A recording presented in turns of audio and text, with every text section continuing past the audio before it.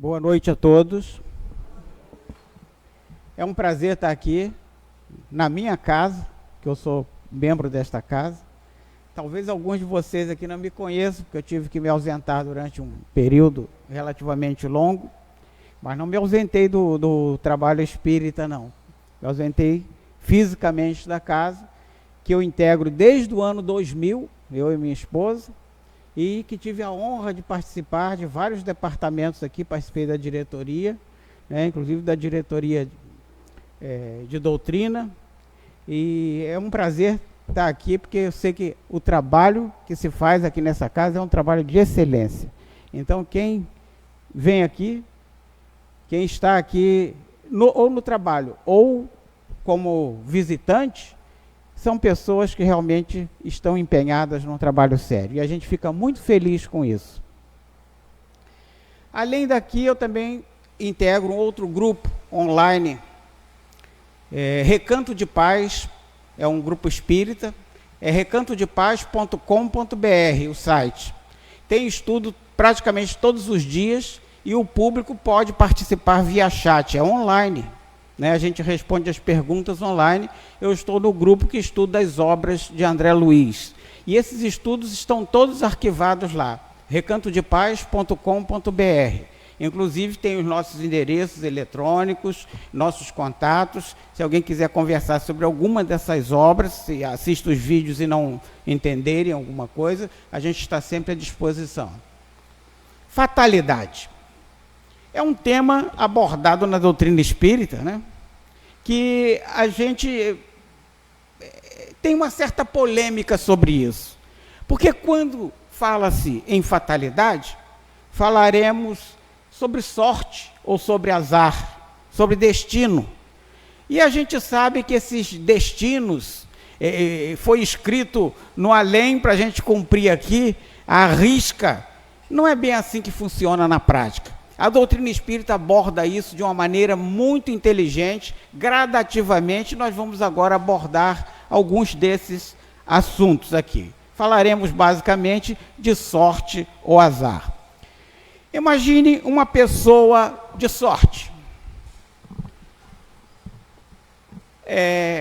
Kardec aborda um fato do anjo de Tobias. Na codificação, ele fala do anjo de Tobias, que o acompanhou Tobias e o auxiliou de uma maneira um tanto quanto estranha, mas auxiliou Tobias numa tarefa muito árdua que ele tinha a fazer.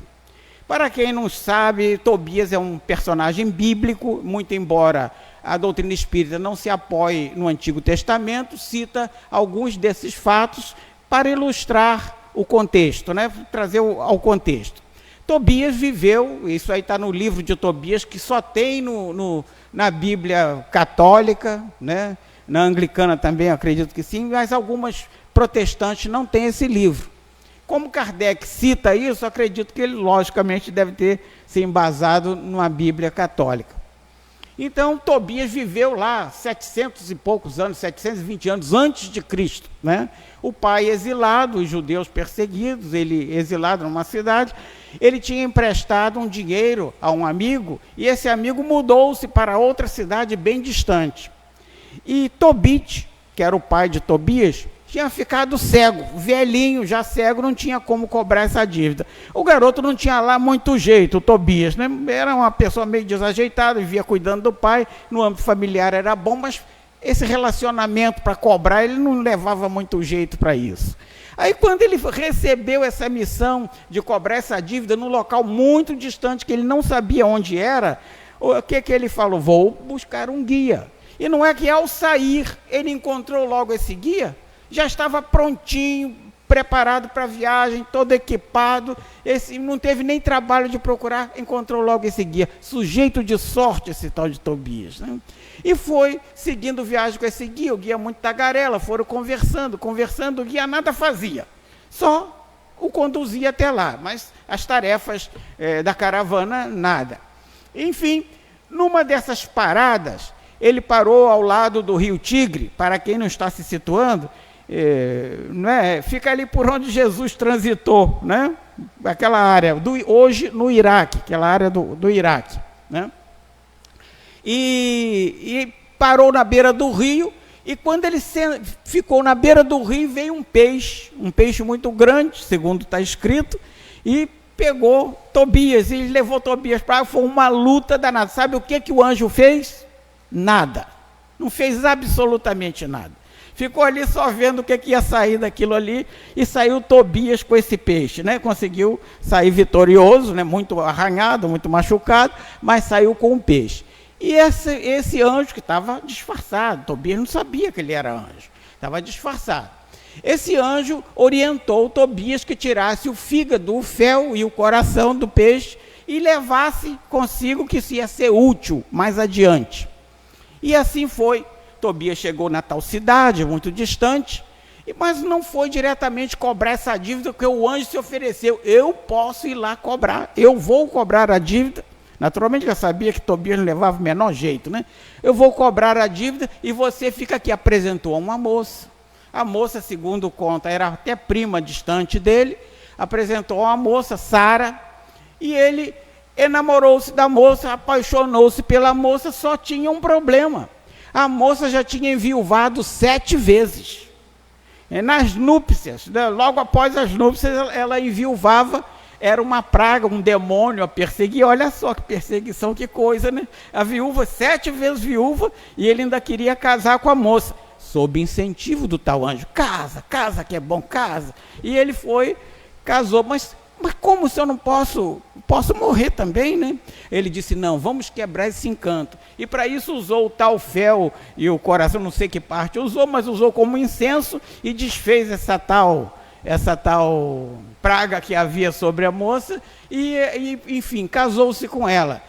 O pai ficou tão feliz que já não tinha esperança da moça casar-se, que a festa durou 14 dias. E ele ainda deu metade da sua fortuna para Tobias, para que ele trouxesse de volta, junto com a tal dívida que ele foi cobrar. Ele ainda trouxe metade da fortuna, trouxe gado, enfim, uma série de coisas, e a outra metade ele prometeu que quando ele passasse dessa vida, ele ficaria com a outra metade dele. Bom, mas não foi tão simples assim.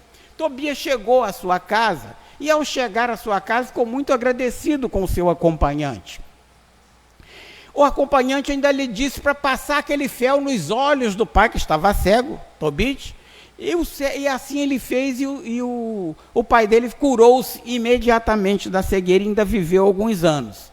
Ele quis retribuir, pagar, e nessa hora o anjo disse: não, eu sou o anjo, o anjo Rafael, o arcanjo Rafael, eu estou aqui disfarçado, eu vim só para te auxiliar. Auxiliou, mas ele sofreu bastante na viagem. Enfim, depois do desencarne do pai, ele ainda volta a morar com os sogros e a cuidar dos sogros já velhos, e herdou uma fortuna enorme. Sorte ou azar, né? São coisas que acontecem na vida da gente, e muitas vezes a gente tem mania de nominar, de botar rótulo nas coisas, né? Tudo dá errado comigo. Quem nunca ouviu isso? Eu sou uma pessoa azarada, tudo dá errado. Meu pão só cai com a manteiga para baixo. A felicidade não é para mim, não é para todo mundo, é feliz, e eu sou o coitadinho, estou me penalizando, tudo acontece comigo. Ninguém me ama, ninguém me quer, todo mundo se ajeita, todo mundo tem um amor, todo mundo tem uma namorada, todo mundo casa, é feliz, tem filhos, e aqueles que estão sozinhos muitas vezes se lamentam, dizendo que ninguém o ama, ninguém o quer, né? Será azar? Existe o azarado? Por outro lado, essas pessoas se apoiam em determinadas coisas para justificarem o seu azar. Tem gente muito supersticiosa. Se virem um gato preto, pronto, voltam para casa, porque os gatos pretos, teoricamente, né, no vulgo popular, eles trazem azar. Opa, agora fui rápido demais. Quebrar um espelho é coisa de azar, né? Passar embaixo de uma escada, nem pensar. E aí até eu devo até advertir, pode ser que ele caia um balde de tinta na cabeça, né? Não é muito prudente mesmo, não. Mas não é essa questão do azar por passar embaixo da escada por si só. E sexta-feira 13, que preconceito contra a sexta-feira 13, né? Ninguém gosta de sair na sexta-feira 13, se sair, o pé direito, né? Enfim, para não ter azar. Se cercam de todos os lados. Isso, gente, a gente pode pensar que está muito distante da gente e tal, mas a gente, às vezes, na sala de passe, a gente observa as pessoas tomando o seu passe, naturalmente, e estão ali com seus amuletos de sorte também, muitos com a figazinha no pescoço. Cada um se apega com o que quiser, isso aí não quer dizer absolutamente nada. Não está impedido de tomar passe quem está com um amuleto desse, não está impedido, porque o bem vem para todos, não importa, isso aí é só crendice. Ou seja, tudo dá azar, mas são apenas superstições, porque isso aí não dá azar coisa alguma. O azar, coitado, é para o tal do gato. O gato preto teve um azar danado de nascer pretinho, né? Porque, coitado, já tem menos pessoas para gostar deles, né? Bom, e a sorte? E o sortudo? Aquele que acerta tudo, possui uma sorte danada, né? Tem sorte em excesso, consegue coisas boas com muita facilidade, geralmente também apegados a amuletos, né? Para garantia e tal. Vai que um amuletinho sempre possa ajudar. Mas tem gente que tem essa mania de sorte. Tem gente até que tem uma sorte, mas às vezes a sorte vem e traz também consigo uma bagagem, às vezes, penosa. Por exemplo, ganhar uma importância muito grande, às vezes pode lhe trazer problemas outros que você nem imaginava que tinha, né? Ou seja, talvez seja isso que se possa chamar no popular de uma sorte desgraçada, né? Vamos lá. Então tem os amuletos. O trevinho de 4 folhas, a ferradura. A ferradura, por sinal, traz muita sorte, mas para o cavalo que usa, coitado, não arrebenta os cascos andando em piso, pisando numa pedra, né? Então, para o cavalo realmente traz sorte, para a gente nem tanto. Cruzar os dedos, né? Vai que... Bom, mas são apenas superstições. E por que acontecem esses desastres? A gente vê, né, maremoto, agora mesmo a gente está tendo... Né, nós temos parentes em Portugal. Portugal sofreu, em Leiria, Portugal sofreu grandes abalos por conta aí de mudanças climáticas, né? Aqui mesmo no sul, a gente teve há pouco tempo, e agora mesmo estamos tendo chuvas torrenciais, deslizamento, desmoronamento de casas, aviões que muitas vezes, embora que avião tem trocentos acidentes automobilísticos de avião, quando sai umzinho é uma coisa que aparece muito, porque o troço é grande, tem muita gente. Mas por que acontece isso? A doutrina espírita fala que de tempos em tempos pode acontecer uma calamidade, porque quando acontece um escândalo, uma coisa grande, que eles chamam de escândalo, os acontecimentos grandiosos, né? E quando acontece um acontecimento, um fato desse grandioso, muitas vezes ele, no seu entorno, traz um bem, porque as pessoas podem se conscientizar, podem parar para pensar. Muita gente só para pensar em alguma coisa quando acontece um infortúnio, né? Às vezes a previdência não vem antes do acidente. Seria muito bom que a previdência viesse antes. Falar em previdência, estou aqui com um pequeno corte no supercílio, né? Uma imprevidência. Eu fui limpar uma mancha no chão do box, eu estava tomando banho, com preguiça de pegar sabão depois e limpar, joguei ali um shampoo escorrega muito, escorreguei, né? E o cabo do rodo veio bem aqui. Há uma semana atrás eu estava com o olho todo roxo, eu estava pensando como que eu ia fazer essa palestra. Rosana até me achou com o olho roxo no mercado. Eu estava pensando... Não, minha mulher é dócil. Não, foi imprevidência mesmo, não teria sorte ou azar. Foi sorte ou foi azar? Azar porque eu escorreguei, não, foi imprevidência. E sorte, podia ter pego no olho, né? Mas pegou exatamente no supercílio, mas sangra muito o supercílio, né? Enfim, não foi nada. A gente vai falar de fatalidade, infortúnios, os atuais estão gravados no destino. Há pessoas de sorte. Qual a relação dos problemas atuais e a vida passada? Vamos abordar por alto. Qual o papel da palestra? Minha palestra está programada, geralmente meus estudos são para 50 minutos. Mas a gente não tem tempo de abordar tudo. O certo da palestra é despertar na audiência a vontade de saber mais, de aprofundar. Por isso, todas as minhas palestras têm, no rodapé de cada slide, geralmente tem, aqui de onde eu tirei isso, né? Eu tenho sempre a referência ali. Fatalidade versus destino. A fatalidade e o destino são dois termos que se empregam a miúde para expressar a força determinante e irrevogável dos acontecimentos da vida.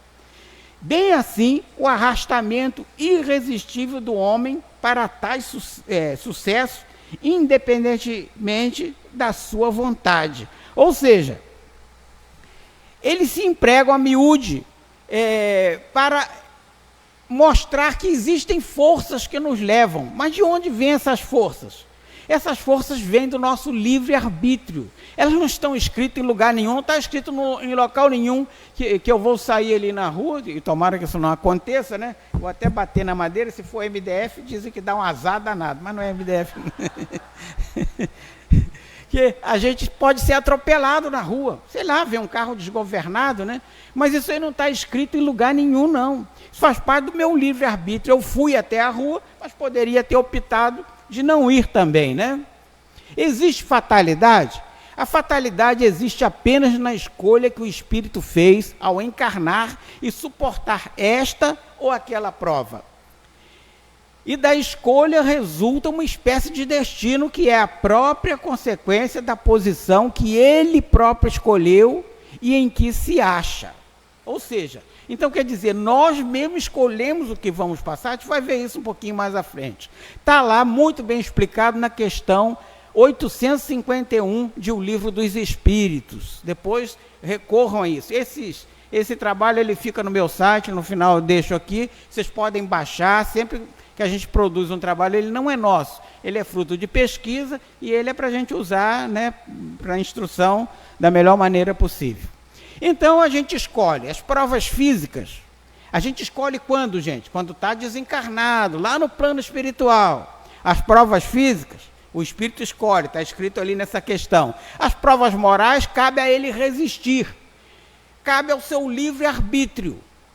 Quando acontece, eu tenho que tomar uma decisão, eu posso ir ou para um lado ou para outro. Depende da minha escolha. Ninguém, não tem anjo nenhum que vai me orientar, espírito benfeitor, ele pode torcer que eu faça o bem, mas quem escolhe sou eu. Conta sempre com o auxílio dos bons espíritos, mas esses não interferem nas ações. Olha o anjo de Tobias, ele se danou todo lá lutando com o peixe, ele não interferiu. É o livre-arbítrio dele. Bom, para ilustrar o que seja livre-arbítrio, a gente fez um gráfico aqui que eu já usei outras vezes em outras palestras, mas vou botar aqui de novo, que tem muita gente aqui que pode não ter assistido. Tem alguém aqui que nunca assistiu uma palestra espírita? Nunca assistiu? Ô, meu filho, que responsabilidade. Olha, tem palestras de diversas maneiras de abordar. Eu costumo abordar de uma maneira mais coloquial, mas deixo sempre a fonte para que a pessoa possa aprofundar. Se tiver alguma dúvida, quiser conversar depois, a gente fica por aqui e pode conversar mais sobre o assunto, tá? Então, livre-arbítrio. A gente põe esse livre-arbítrio como se fosse essas duas linhas laterais que vão se abrindo. Conforme o quê? Conforme a minha evolução, que é essa linha vertical vermelha aí. Ou seja, se eu estou muito perto da criação, eu me tornei um espírito agora, né? Nasci um espírito, simples e ignorante, como todos se formam. Simples e ignorante, para aprender com a vida. Eu não tenho livre-arbítrio, como um animal também não tem. E eu botei aqui um animalzinho, só para ilustrar, para trazer assim uma coisa bem radical, para a gente entender. E coloquei aqui Kika, minha cachorrinha, né? A cachorrinha já se foi, tadinha, ela está aqui velhinha, fazendo o que ela não gostava, que era tomar banho num balde, né? Ela já estava cega, não podia reclamar muito, correr, como ela corria antes, mas aqui ela já estava ceguinha, achou por bem ficar ali mesmo, né? Ou seja, a Kika, ela tinha uma peculiaridade. Ela não gostava, mordia muito as pernas das pessoas, uma pincher, né? Mordia o calcanhar das pessoas, especialmente das sogras, tanto da minha mãe quanto da minha sogra. Chegava lá, ela ia quietinha por trás e no calcânio, no tendão de Aquiles, bem, Era danado. Me ofereceram até um dinheiro nessa cachorra, eu também não aceitei, né? Bom. Agora, quando a Kika desencarnou, né? Foi numa festa dessa de final de ano, ela estava com o coração fraquinho, nós saímos para ver a queima de fogo, quando voltamos ela estava dentro da casinha, né? Os fogos, naturalmente o coração não aguentou. Quando ela desencarnou, né? Partiu. Será que lá no plano espiritual ela se arrependeu de alguma coisa? Se arrependeu dos calcanos que ela mordeu?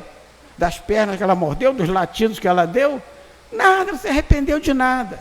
Né? Ela não era um cachorro, gente, não tinha espírito, tinha um princípio ali, né? Que não tinha consciência de nada, era instinto puro. Mas o espírito, conforme vai evoluindo, vamos botar aqui uma pessoa de uma tribo qualquer, né? Pode ter uma prática tribal que na nossa sociedade seja condenável. Digamos, existem tribos que quando nasce um filho com deficiência física, eles sacrificam ou não cuidam, né? Deixam ali perecer. Para eles é extremamente normal. Mas para nós, na nossa sociedade, as leis protegem essas pessoas, né? Então, nós somos penalizados se tomarmos uma atitude dessa. Mas vamos pensar, esse cidadão aqui, quando desencarnar, se por acaso ele teve uma prática dessa, lá no plano espiritual, ele será cobrado disso? Não, porque quem cobra é a consciência dele, mas para a consciência dele, ele não fez nada errado. Então, conforme ele vai evoluindo, ele vai tendo o sentimento do que é certo, do que é errado, aí sim ele vai sendo cobrado, ele próprio cobra, não tem ninguém apontando para ele, olha, você vai para ali, as ovelhas para a direita, os bodes para a esquerda. Isso é uma figura de linguagem que Jesus adotou, não sei o que ele tinha contra bode, né? Bode para a esquerda, ovelha para a direita. É uma figura de linguagem, uma metáfora. Mas não é assim, não tem ninguém lhe apontando. A consciência da gente é que aponta. E quando o espírito evolui, digamos uma pessoa do nosso convívio aqui, um universitário nesse caso aqui, né? Ele é mais evoluído, já está na sociedade, convivendo com as leis, com as práticas sociais. Quando ele desencarna, se ele pisou na bola enquanto estava encarnado, certamente ele será cobrado. Por quem que ele será cobrado? Vai ser cobrado por alguém? Não, vai ser cobrado pela sua consciência. Sua consciência é o juiz. Aí a gente falou na questão anterior, que a gente estava estudando, que a gente mesmo escolhe a natureza das provas. Ora, então por que a gente escolhe a natureza das provas? Eu escolhi nascer, sei lá, com a deficiência física, ou numa comunidade muito carente, ou enfim, escolhi o local de nascer. Será que eu escolhi porque eu queria passar por problemas, eu queria uma espécie de masoquismo, passar por problemas, né? Não. Acontece que quando eu estava desencarnado, o meu sentimento de felicidade era outro. Qual o sentimento de felicidade quando eu estou encarnado? Talvez seja agora um copinho de água, né? Até é bom mesmo. Talvez seja um cafezinho quente, né? Ou seja, coisas mundanas vão me deixar feliz naquele momento. Um objeto material, um celular novo, carro, sei lá, algum objeto. Mas quando eu estou desencarnado, a gente não leva nada disso. Então, a gente tem um outro sentimento de felicidade. A felicidade é estar com os outros, ser acolhido, ser abraçado. E eu sei que a bagagem que eu levei foi o que eu fiz de bom. E o que eu levei de lastro, que vai me pesar, é o que eu exatamente fiz de mal. Então vamos para a questão 852 do Livro dos Espíritos. Há pessoas que parecem ser perseguidas por uma fatalidade, independentemente do seu modo de agir. A infelicidade não é um destino para essas pessoas, né? São talvez provas que devem suportar e que escolheram. Ou seja, a gente escolhe a natureza das provas se a gente chega do lado de lá com alguma condição de raciocinar. O que é o processo de desencarne? Quando se desencarna, a gente todo mundo tem ali um período de perturbação. Seja ele bom, seja ele ruim, passa por um período de perturbação.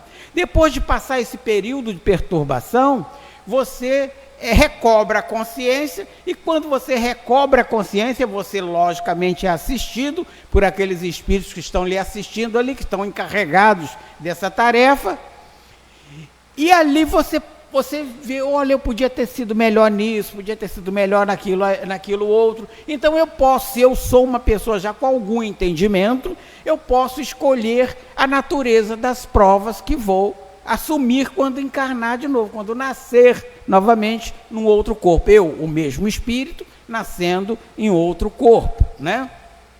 Lógico, eu tenho esse esquecimento do passado, esse apagamento, porque senão não vou conseguir conviver com os meus familiares. Muitas vezes eu posso não ter tido numa convivência anterior uma vivência pacífica com o familiar, né? Posso ter tido alguns atritos, mas quando eu nascer bebezinho, eu não quero lembrar disso, né? A gente quer ter um novo recomeço, fazer diferente. Então é por isso que a gente tem esse apagamento. Aí sim a gente escolhe. Mas todo mundo escolhe? Não. Quem não tem esse entendimento, ele vai reencarnar, tem um plano reencarnatório para ele. Alguém vai decidir por ele, ele vai reencarnar. E tem preguiçoso que não quer reencarnar? Tem também. Tem aquele que não quer reencarnar de jeito nenhum. Ele tem um jogo de cintura danada, né? O Rolando Lero da vida, não quer reencarnar de jeito nenhum. Então aí o que acontece? A reencarnação compulsória. Ele é obrigado a reencarnar, né? A gente só vai evoluir reencarnando. E a gente reencarna por bem, né? Querendo ou não querendo. Por mal nunca, né? Nunca ninguém reencarna por mal. A gente reencarna sempre por bem, mas querendo ou não querendo, né? O conceito de felicidade, já falei que ele muda. Um é no encarnado, o outro é no desencarnado, já me adiantei. A escolha das provas também já falei. Fatalidade. Algumas pessoas mal escapam de um perigo mortal para logo cair em outro. Parece que não teriam como escapar à morte. E não há fatalidade nisso, né? E realmente tem pessoas que às vezes passam por acidentes várias vezes, ou por um problema de doença várias vezes, um problema recorrente, né? Não há uma espécie de fatalidade? Isso é Kardec perguntando aos espíritos, porque o Livro dos Espíritos, ele começa com as perguntinhas mais simples e tal, né? Simples é uma coisa, né? Porque o que é Deus já não é nada simples, é uma coisa que vai completamente contra os conceitos da época. Porque pelos conceitos da época ele deveria perguntar quem é Deus, ele já começa o que é, né? Porque quem não poderia ser.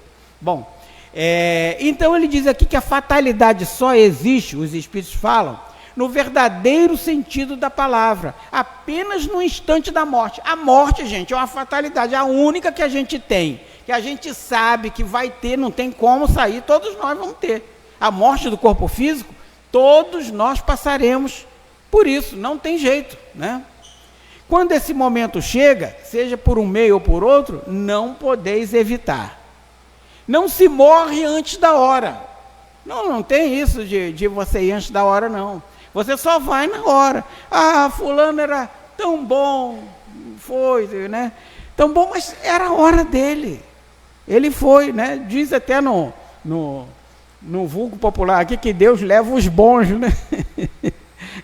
E os outros ficam aqui ainda para poder depurarem um pouquinho mais, né? Quem vive muito deve estar depurando a beça, né? Bom, enfim, eu já estou depurando bastante, né?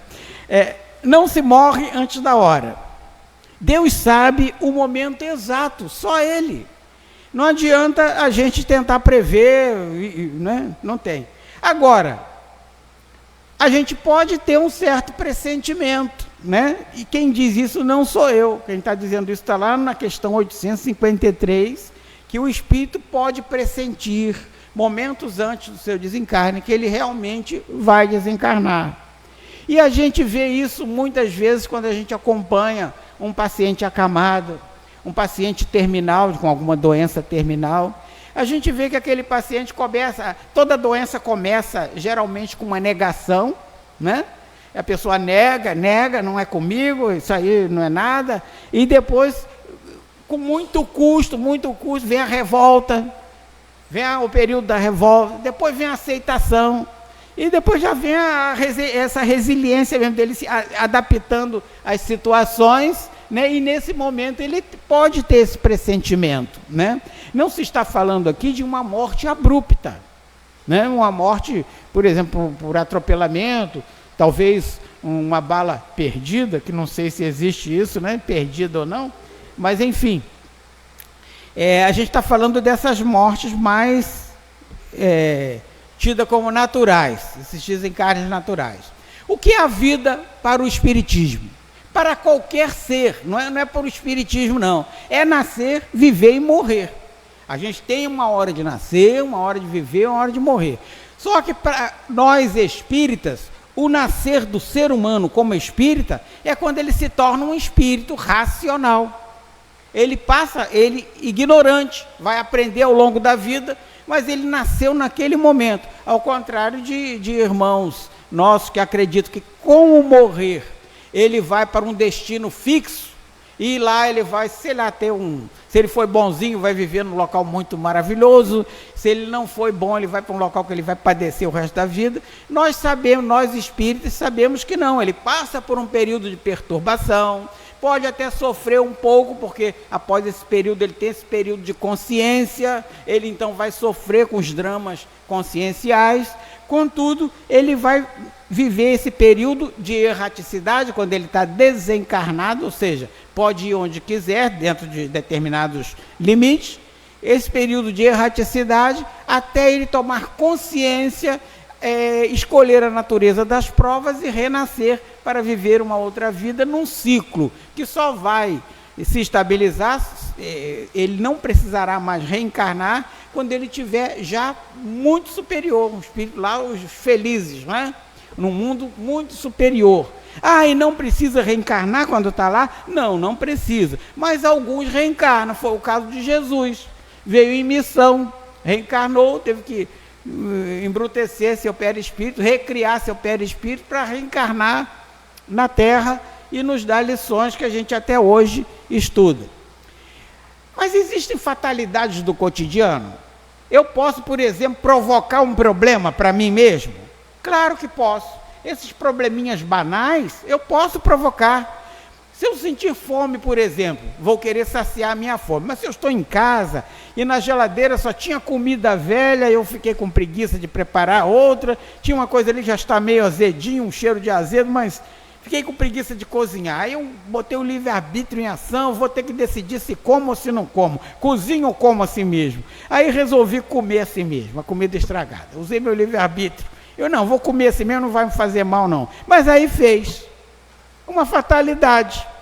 Fatalidade que eu podia escolher, eu podia lá fazer outra coisa, preparar outro alimento e comer, mas eu resolvi comer o que já estava, sabidamente, e já não estava muito bom, então eu corri o risco, então por minha única culpa, aconteceu de eu ficar doente.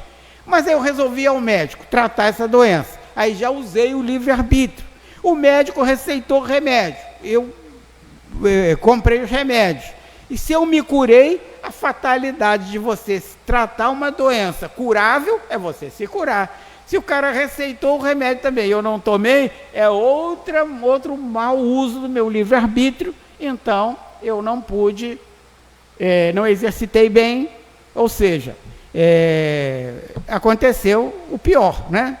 Então a fatalidade é consequência, a fatalidade como consequência do livre-arbítrio, ela existe, né? Eu posso usar mal o meu livre-arbítrio. A gente viu aquele desenho, o cachorrinho estava lá na base da pirâmide, ele não podia transitar, escolher se ele ia comer a comida cozida ou a comida crua. O cachorro não pode escolher, ele vai comer o que você der, né? Conforme a pessoa vai tendo entendimento, ele pode escolher se ele quer comer a caça dele crua ou se quer comer cozida. Mais tarde você já tem mais livre-arbítrio ainda, eu posso escolher comer algo que me faça mal ou escolher comer algo que me faça bem. Questão 854. Por causa da inevitável hora da morte, né, que vai chegar um dia, as precauções que se tomam para evitá-la são inúteis? Então, já que eu vou morrer mesmo, para que eu vou cuidar da saúde? Trocando em miúdos aqui, né, botando de uma maneira muito grosseira. Não são inúteis, respondem os espíritos. As preocupações que tomais são sugeridas para evitar a morte que vos ameaça, não meios para que ela não ocorra. É para você prolongar, porque eu tenho que prolongar, é uma obrigação. Quando eu recebo essa vida, a obrigação que eu tenho com ela é de deixá-la o mais útil possível, torná-la o mais útil possível, fazer o maior número de coisas no bem que eu possa realizar, corrigir, parar as arestas que eu deixei para trás, né, que eu puder parar, e quanto mais tempo eu tiver, melhor. Então, cuidar do meu corpo também é uma das obrigações que a gente tem quando a gente está encarnado, né? Está lá no Livro dos Espíritos, questão 854. Na 855, Kardec pergunta aos espíritos: qual é o objetivo da providência ao nos fazer correr dos perigos que não têm consequências? Um perigozinho, mas que não é muito, né? Qual o objetivo de nos fazer correr dos perigos que não têm consequências para nós? Quando a vossa vida é colocada em perigo, é uma advertência que vós mesmos desejaste, a fim de vos desviardes do mal e vos tornardes melhor. Então diz aqui que às vezes alguns desses perigos, algumas dessas coisas fazem parte das nossas escolhas, do gênero de prova que a gente escolheu. O gênero de vida indica o gênero da morte, ou seja, eu posso até ter escolhido o meu gênero de vida, um estilo de vida diferente. Digamos que eu fosse, sei lá, um mergulhador de alta profundidade, é um risco que eu vou correr. Um corredor de Fórmula 1, é um risco que eu vou correr, né? Eu estou com esse risco, eu vou correr, mas eu escolhi uma natureza de prova para passar por isso. Questão 857. Há homens que enfrentam os perigos dos combates com a convicção de que a sua hora não chegou. Ou seja, ele não tem medo de nada, ele vai em tudo que é luta, enfrenta qualquer um. Há algum fundamento nessa confiança? Aí responde os espíritos: frequentemente o homem tem o pressentimento de seu fim, como pode ter de que não morrerá ainda. Ele pode ter, não, eu vou me arriscar porque eu tenho certeza dessa vez eu não vou, alguma coisa está me dizendo. Será que alguma coisa está dizendo? Bom, gente, toda hora dizem coisas no ouvido da gente, coisas boas e coisas ruins. Quem são esses? São os nossos espíritos amigos, chamemos de anjo da guarda, anjos guardiões, sei lá, o nome não importa, mas nós temos espíritos que estão do nosso lado com a missão de vibrar por nós, de jogar ideias na nossa cabeça. Só que, vez ou outra, a gente não ouve, a gente fecha os ouvidos, não são propriamente os ouvidos, que a gente não ouve com o ouvido, é um pressentimento que a gente tem, né? Mas às vezes a gente não segue essa intuição, e a gente acaba quebrando a cara com isso. Se nós seguíssemos essa nossa ideia, esse nosso pressentimento, muitas vezes, a gente talvez não quebrasse tanto a cara, né? E evitasse alguns problemas, né? Enfim, e aqueles que sopram mal, e esses a gente ouve com mais facilidade. Por quê? Certamente a gente ouve com mais intensidade aqueles que vigoram bem, porque nós estamos vivendo uma vida no bem a maior parte do tempo. A vida no mal a gente tem um descompasso, uma irritação, uma discussão, uma briga, é uma situação eventual, mas foi numa hora dessa que a gente deu ouvidos aos espíritos que querem a nossa derrota. E tem isso? Tem, que não acreditem, nós temos amigos e inimigos, tanto deste lado quanto do outro. Deste lado a gente ainda pode evitar, pode assim, né? A não ser que o inimigo seja muito dissimulado, né? Mas a gente pode até contornar e tal, evitar um encontro mais direto, um confronto. A gente pode, né, usar desse recurso. Mas o inimigo invisível a gente não pode. Ou melhor, poder se pode. Poder se pode como? No trabalho no bem, porque espírito do mal, né, eles não gostam de trabalho, não. Tem um trabalho no bem, eles ficam de fora. No trabalhadores aqui, duvido que alguém está buzinando coisa ruim no ouvido da gente aqui. Geralmente eles ficam afastados, porque aqui tem uma série de vibrações positivas, tanto das pessoas encarnadas que aqui estão, quanto dos desencarnados que certamente estão também. Eu falei do Ayrton Senna, que a gente tem esse pressentimento. Lógico, tem muitas pessoas jovens aqui que não viram, né? Mas quem viu, quem via corrida na época, e passa nos reprises até hoje, é fácil de a gente encontrar na internet, o semblante de Ayrton Senna antes daquela famosa corrida em Imola, né? A gente via que ele estava com um desconforto. O semblante dele não era o semblante habitual. Será que ele não tinha nenhuma intuição naquela época? E se tivesse, o que ele poderia fazer? Uma quebra de contrato, sair do carro? Não, hoje eu não quero correr não, que eu estou com uma intuição aqui. Eu não sei até que ponto, né, a responsabilidade, os contratos, os compromissos, a gente não pode julgar isso, né? Enfim, mas ao que parece, ele teve ali uma intuição do que poderia lhe acontecer. Talvez não o problema na sua exatidão, mas a natureza do problema, o risco exagerado que ele estava ali correndo. Questão 858. Por que os que pressentem a morte e a temem menos que os outros? Por que os que pressentem a morte a temem menos que os outros? Bom, quem não tem temor da morte, né? É o homem que teme a morte e não o espírito. Ou seja, o ser encarnado teme a morte, o espírito não, porque para ele a vida não cessa. A vida só cessa para o encarnado, para o corpo. Aquele que pressente pensa mais como espírito do que como homem, né, como encarnado. Ele a compreende como sua libertação e a espera. Mas não é a gente achar que o corpo é uma prisão também não, gente. O corpo não é prisão. Isso aqui, se a gente pegar somente essa frase e usar o contexto literal, a gente tem que interpretar muito bem isso. Porque o nosso corpo não é prisão. O nosso corpo é uma oportunidade de crescimento. É uma ferramenta de trabalho, né? Não é prisão. Mas muitos encaram como prisão. E vem as depressões, vem as crises existenciais, vem os problemas de relacionamento, porque veem o corpo como prisão e não como ferramenta. O sofrimento do encarnado não agrada aos mentores, que tentam evitá-los, mas servem para aprimorar a moralidade. Realmente um problema, um infortúnio, serve para você dele tirar lições. De tudo, gente, a gente tira lição, das coisas boas e das coisas ruins. 860, e a gente já está quase terminando. O homem, por sua vontade e ações, pode fazer com que os acontecimentos que deveriam ocorrer não ocorram, e vice-versa, ou provocar outros? Pode, desde que esse desvio aparente caiba na ordem geral da vida que escolheu. Depois, para fazer o bem, como é seu dever e o único objetivo da vida, ele pode impedir o mal, especialmente aquele que poderia contribuir para um mal maior.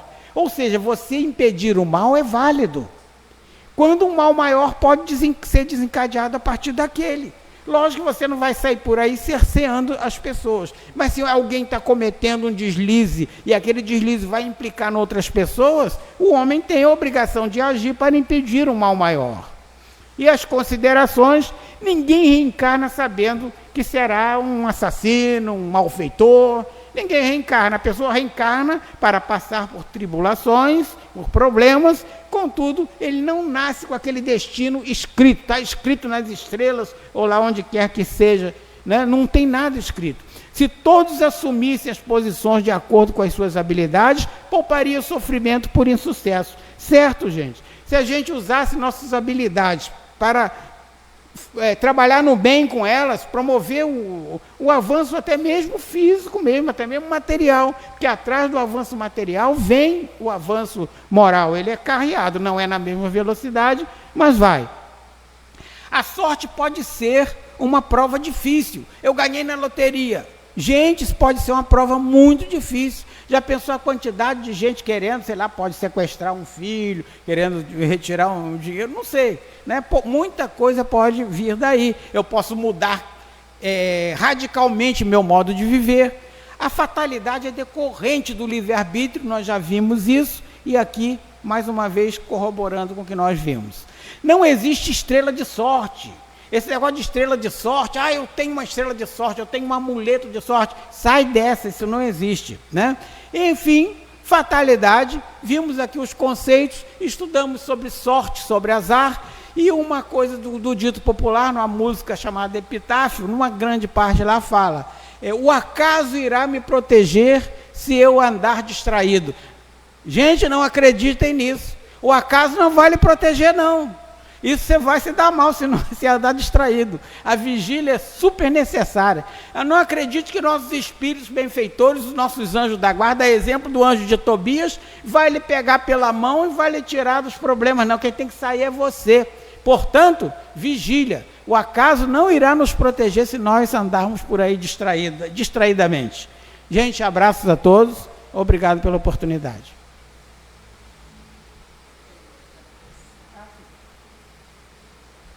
Eu tinha falado que eu deixava o endereço